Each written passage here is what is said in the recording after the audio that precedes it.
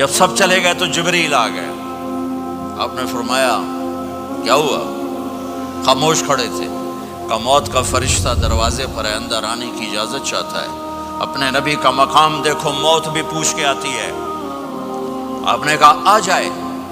آپ کی اجازت پر ملک الموت اندر آئے. اسرائیل کا السلام علیکہ یا رسول اللہ. کہنے لگا آپ پہلی ہستی ہیں، میں سلام کر رہا ہوں، میں نے کبھی کسی کو سلام نہیں کیا. کہنے لگا آپ پہلی ہستی ہیں، اللہ نے فرمایا تھا پوچھ کے اندر جانا، بن پوچھے نہ جانا.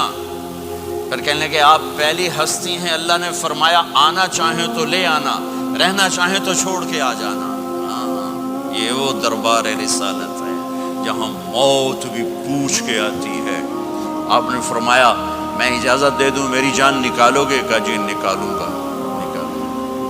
آپ نے یوں جبریل کو دیکھا، کیا کہتے ہو، جاؤں یا رہ جاؤں؟ جبریل نے کہا اللہ آپ کی ملاقات کے شوق میں ہیں، فیصلہ آپ کریں گے. ہاں یہ بات سنانا چاہتا تھا اگلی.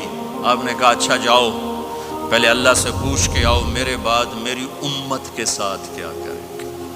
میرے بچوں کے ساتھ یہ ساری مائیں، میرے بچے میرے بچے میرے بچے میرے بچے.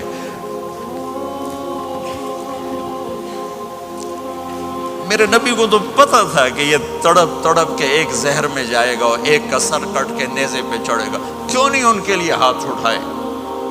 ہمارے لیے کیوں روئے کہ جاؤ اللہ سے پوچھ کے آؤ میرے بعد میری امت کے ساتھ کیا کرے گا، میں پھر جواب دوں گا. جبریل واپس گئے. موت کا فرشتہ کھڑا ہوا ہے. جواب آیا یا رسول اللہ آپ کا رب کہہ رہے ہیں آپ کی امت کو تنہا نہیں چھوڑوں گا. مجھے میرے رب کی قسم جو سن رہا ہے جس نے ہمیں یہاں جمع کیا ہے، سنو میری بات غور سے. اگر میرے نبی یہ سوال نہ اٹھاتے تو آج میں اور آپ بھی بندر خنزیر میں بدل چکے ہوتے. میری اور رب کی کوئی رشتہ داری نہیں ہے. اس امت نے وہ سب کچھ کر دیا جو پہلی امتوں نے کیا، لیکن کون ہے جس نے اصحابوں کو روکا ہوا؟ وہ میرے نبی کے آنسو، میرے نبی کی آہیں، میرے نبی کی دعائیں، میرے نبی کی فریادیں، میرے نبی کی تڑپ، میرے نبی کا رونا، میرے نبی کا پیٹ پہ پتھر باندھنا. اس نے روک دیا. کوئی نبی جاتے ہوئے امت کے لیے نہیں رویا. واحد نبی ہیں جو جاتے ہوئے امت کے لیے روئے، میری امت میری امت میری امت. کوئی رابعہ بصری بعد میں آئیں گی، کوئی جنید بغدادی بعد میں آئیں گے، باغی بغاوت، اور پھر وہ روئیں اور پھر وہ تڑپیں اور پھر وہ دعائیں کریں، پھر وہ کہیں یا اللہ میری امت میری امت میری امت. ہائے ہائے. اور جب اجازت دے دی ملک الموت کو کہ جاؤ اللہ کی تقدیر کو پورا کرو، تو پھر بھی امت کو سبق دیا، اے میری امت الصلاۃ وما ملکت ایمانکم. ایک نماز نہ چھوڑنا، ایک میری امت کے کمزور لوگوں پہ رحم کرنا. نماز نہ چھوڑنا، کمزوروں پہ رحم کرنا. نماز نہ چھوڑنا، کمزوروں پہ رحم کرنا.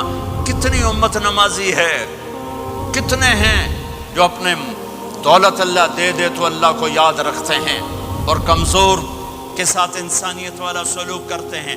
جاتے ہوئے امت کو یاد کیا.